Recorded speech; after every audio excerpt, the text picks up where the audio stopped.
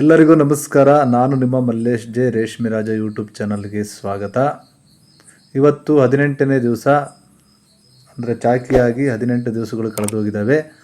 4ನೇ ಜ್ವರದಿಂದ ಎದ್ದ ಮೊದಲನೇ ದಿವಸ ಯಾವ ರೀತಿಯ ಹುಳುಗಳ ನಿರ್ವಹಣೆ ಮಾಡಬೇಕು ಅಂತಕ್ಕಂಥ ಮಾಹಿತಿನ ನಿಮಗೆ ಈ ವಿಡಿಯೋದಲ್ಲಿ ತಿಳಿಸ್ಕೊಡ್ತಾ ಇದ್ದೀನಿ. ಇವತ್ತಿಗೆ ಸುಮಾರು 48 ಗಂಟೆಗಳ ಹುಳುಗಳು ಯಾವುದೇ ಸೊಪ್ಪನ್ನು ತಿಂದೆ ಇವತ್ತು 48 ಗಂಟೆಗಳ ನಂತರ ಹುಳುಗಳು 4ನೇ ಜ್ವರದಿಂದ ಇದ್ದಿದ್ದಾವೆ. 48 ಗಂಟೆಗಳ ನಂತರ ಈಗ ಪ್ರತಿಯೊಂದು 100% ಹುಳುಗಳು ಎಲ್ಲವೂ ಸಹ ಜ್ವರದಿಂದ ಎದ್ದಿದ್ದಾವೆ. ನಾವೊಂದು 95% ಹುಳುಗಳು ಜ್ವರದಿಂದ ಎದ್ದ ತಕ್ಷಣ ಸಹ ನಾವು ಸೊಪ್ಪನ್ನು ಹಾಕಬೇಕಾಗುತ್ತೆ. ನಾವು ಇದು ಬೇಸಿಗೆ ಕಾಲದಲ್ಲಿ ಮಾಡಿರ್ತಕ್ಕಂಥ ವಿಡಿಯೋ ಆಗಿರೋದ್ರಿಂದ, ನಾವು ಆಲ್ರೆಡಿ ಬೆಡ್ ಡ್ರೈ ಇರೋದ್ರಿಂದ, ಹುಳುಗಳಿಗೆ ವಾತಾವರಣದಲ್ಲಿ ಶೈತ್ಯಾಂಶ ಕಡಿಮೆ ಇರೋದ್ರಿಂದ ನಾವು ಯಾವುದೇ ಪೌಡರನ್ನು ಕೊಡವದ ಹಾಗೇ ಸಹ ಸೊಪ್ಪನ್ನು ಹಾಕಿದ್ದೀವಿ. ಈಗ ಈ ದಿನಗಳಲ್ಲಿ ಶೈತ್ಯಾಂಶ ತುಂಬಾ ಜಾಸ್ತಿ ಇರುತ್ತೆ. ಅದರಿಂದ ಕಂಪಲ್ಸರಿ ಪೌಡರನ್ನು ಕೊಡವಿ ನಾವು ಸೊಪ್ಪನ್ನು ಹಾಕಬೇಕಾಗತ್ತೆ. ನೀವು ನೋಡ್ತಾ ಇದ್ದೀರಾ, ನಮ್ಮದು ರೇಷ್ಮೆ ತೋಟವನ್ನು ನಿಮಗೆ ಸಂಪೂರ್ಣವಾಗಿ ತೋರಿಸ್ಕೊಡ್ತಾ ಇದ್ದೀನಿ. ಸೊಪ್ಪು ತುಂಬ ಚೆನ್ನಾಗಿ ಬಂದಿದೆ.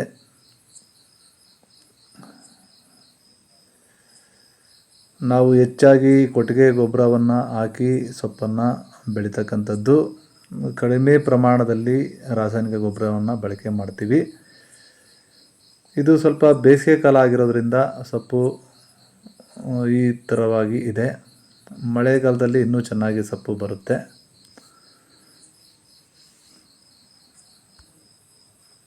ರೇಷ್ಮೆ ಹುಳುಗಳು 4ನೇ ಜ್ವರದವರೆಗೆ ಸುಮಾರು 20% ಮೇವು ತಿಂದರೆ, 4ನೇ ಜ್ವರ ಎದ್ದ ತಕ್ಷಣ ಸುಮಾರು 6 ದಿವಸದಲ್ಲಿ 80% ಮೇವನ್ನು ತಿಂತವೆ.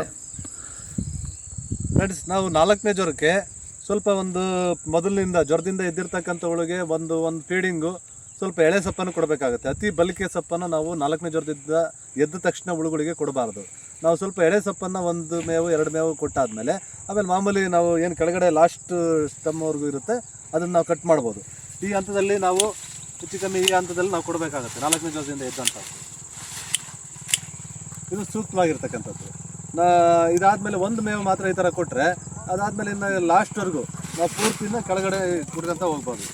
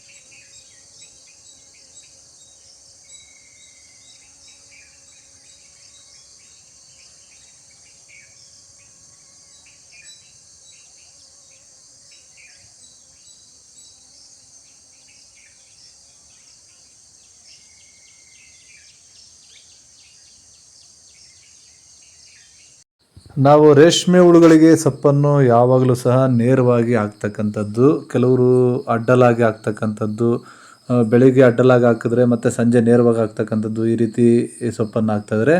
ಆದರೆ ನಾವು ಯಾವಾಗಲೂ ಸಹ ನೇರವಾಗಿ ಇದೇ ರೀತಿ ಸೊಪ್ಪನ್ನು ಹಾಕ್ತಕ್ಕಂಥದ್ದು. ನಮ್ಮದು ಮನೆಗಳು ಬಂದು ಪೂರ್ವ ಮತ್ತು ಪಶ್ಚಿಮ ಮುಖವಾಗಿರ್ತಕ್ಕಂಥದ್ದು. ನಾವು ಬೆಳಿಗ್ಗೆ ಪೂರ್ವದ ಕಡೆಯಿಂದ ಹಾಕಿದ್ರೆ ಮತ್ತು ಸಂಜೆ ಈ ಕಡೆ ಪಶ್ಚಿಮದ ಕಡೆಯಿಂದ ಈ ರೀತಿ ಚೇಂಜ್ ಆಗಿ ಬೆಳಿಗ್ಗೆ ಮತ್ತು ಸಂಜೆ ಸೊಪ್ಪು ಎರಡನ್ನೂ ಸಹ ಬದಲಾವಣೆ ಮಾಡಿ ಸೊಪ್ಪನ್ನು ಕೊಡ್ತೀವಿ. ಆದರೆ ಇದೇ ರೀತಿ ನೇರವಾಗಿ ಕೊಡ್ತಕ್ಕಂಥದ್ದು. ನೀವು ಸಹ ಇದೇ ರೀತಿ ಸೊಪ್ಪನ್ನು ಕೊಟ್ಟರೆ ತುಂಬ ಚೆನ್ನಾಗಿರುತ್ತೆ. ನಾವು ಮತ್ತು ಚಂದ್ರಿಕೆಗಳನ್ನು ಇಡಬೇಕಾದ್ರೆ ಇದಕ್ಕೆ ಅಡ್ಡಲಾಗಿ ಚಂದ್ರಿಕೆಗಳನ್ನು ಇಡುವಂತಹದ್ದು. ಈ ರೀತಿ ತೆಳುವಾಗಿ ಸೊಪ್ಪನ್ನು ಹುಳುಗಳಿಗೆ ಹಾಕಿದ್ರೆ 4ನೇ ಜ್ವರದಿಂದ ಎದ್ದ ನಂತರ ತೆಳುವಾಗಿ ಸೊಪ್ಪನ್ನು ಕೊಡಬೇಕು. ನಾವು 4ನೇ ಜ್ವರಕ್ಕೆ ಹೋಗೋದಕ್ಕಿಂತ ಮುಂಚೆನೇ ಸಹ ಹುಳುಗಳನ್ನು ಸರಿಯಾದ ಪ್ರಮಾಣದಲ್ಲಿ ತೆಳುವಾಗಿ ಹಾಕಿರೋದ್ರಿಂದ 4ನೇ ಜ್ವರ ಎದ್ದ ತಕ್ಷಣ ಮೊದಲನೇ ದಿವಸ ಯಾವುದೇ ಹುಳುಗಳನ್ನು ತೆಳುವಾಕಂಥ ಪ್ರಮೇಯ ಇರಲ್ಲ. ಆದ್ದರಿಂದ ನಾವು ಹುಳುಗಳಿಗೆ ಮಳೆಗಾಲ ಆದರೆ ವಿಜೇತ ಅಥವಾ ಅಂಕುಶ್ ಯಾವುದಾದ್ರೂ ಒಂದು ಪೌಡರನ್ನು ಕೊಡವಿ ಸೊಪ್ಪನ್ನು ಹಾಕಬೇಕಾಗುತ್ತೆ. ಬೇಸಿಗೆ ಕಾಲ ಆಗಿರೋದ್ರಿಂದ ಯಾವುದೇ ಒಂದು ಪೌಡರನ್ನು ಕೊಡತಕ್ಕಂಥ ಅವಶ್ಯಕತೆ ಇಲ್ಲ. ಆದ್ದರಿಂದ ನಾವು ನೇರವಾಗಿ ಸೊಪ್ಪನ್ನು ಹಾಕಿ ಆ ಹುಳುಗಳು ಟೆಂಪ್ರೇಚರ್ ಜಾಸ್ತಿ ಇರೋದ್ರಿಂದ ಮತ್ತು ಶೈತ್ಯಾಂಶ ಕಡಿಮೆ ಇರೋದ್ರಿಂದ ಪೌಡರನ್ನು ಕಡಿಮೆ ಪ್ರಮಾಣದಲ್ಲಿ ಬಳಸ್ತೀವಿ. ಸುಣ್ಣ ಅಥವಾ ಎಲ್ಲದನ್ನು ಸಹ ಕಡಿಮೆ ಪ್ರಮಾಣದಲ್ಲಿ ಬಳಸ್ತೀವಿ. ನಾನು ಪ್ರತಿ ಸಾರಿ ನಿಮಗೆ ಹೇಳ್ತಾನೆ ಇರ್ತೀನಿ, ನಾವು ವರ್ಷದಲ್ಲಿ 4 ಬೆಳೆಗಳನ್ನು ಮಾಡಿದ್ರೆ 4 ರೀತಿಯಲ್ಲೇ ಸಹ ಮಾಡಬೇಕಾಗುತ್ತೆ. ನಾವು ವಾತಾವರಣಕ್ಕೆ ತಕ್ಕಂತೆ ಹುಳುಗಳ ಸಾಕಣೆಯನ್ನು ಮಾಡಬೇಕು. ಇಲ್ಲಾಂದರೆ ನಾವು ಖಂಡಿತ ಬೆಳೆಯನ್ನು ಬೆಳೆಯೋದು ತುಂಬ ಕಷ್ಟ ಆಗುತ್ತೆ. ಆದ್ದರಿಂದ ನೀವೆಲ್ಲರೂ ಸಹ ವಾತಾವರಣ ಯಾವ ರೀತಿ ಇರುತ್ತೆ ಆ ರೀತಿ ಹುಳುಗಳ ಸಾಕಣೆಯನ್ನು ಮಾಡಬೇಕಾಗುತ್ತೆ. ಈ ರೀತಿ ತೆಳುವಾಗಿ ಸೊಪ್ಪನ್ನು ಹಾಕಿದ್ರೆ ಇವತ್ತಿನ ಒಂದು ಹುಳುಗಳ ನಿರ್ವಹಣೆ ಆಗುತ್ತೆ. ಹುಳುಗಳು ಚಾಕಿ ಆದಾಗಿಂದ ಗೂಡು ಕಟ್ಟಿ ಮಾರ್ಕೆಟಿಗೆ ಹೋಗೋವರೆಗೂ ಸಹ ಸಂಪೂರ್ಣ ಮಾಹಿತಿಯನ್ನು ನಿಮಗೆ ಈ ವಿಡಿಯೋಗಳಲ್ಲಿ ತೋರಿಸ್ಕೊಡ್ತಾ ಇದ್ದೀನಿ. ನಿಮ್ಮ ಈ ವಿಡಿಯೋಗಳನ್ನು ಎಲ್ಲರೂ ಸಹ ನೋಡಿ ಇದರ ಒಂದು ಸದುಪಯೋಗವನ್ನು ಪಡೆದುಕೊಳ್ಬೋದು. ಇನ್ನೂ ಸಹ ನಿಮ್ಮ ಸ್ನೇಹಿತರಿಗೆ ಹೆಚ್ಚು ಶೇರ್ ಮಾಡಿ. ಜೊತೆಗೆ ನಿಮಗೆ ವಿಡಿಯೋ ಏನನ್ನಿಸ್ತು ಅಂತೇಳಿ ಅದರ ಬಗ್ಗೆ ಕಮೆಂಟ್ ಮಾಡಿ. ಜೊತೆಗೆ ನಿಮಗೆ ವಿಡಿಯೋ ಇಷ್ಟ ಆದರೆ ಲೈಕ್ ಮಾಡಿ ಅಂತ ಹೇಳ್ತಾ, ಇದುವರೆಗೂ ಸಹ ವಿಡಿಯೋ ನೋಡಿದಂಥ ನಿಮ್ಮೆಲ್ಲರಿಗೂ ಸಹ ಧನ್ಯವಾದಗಳು. ನಮಸ್ಕಾರ.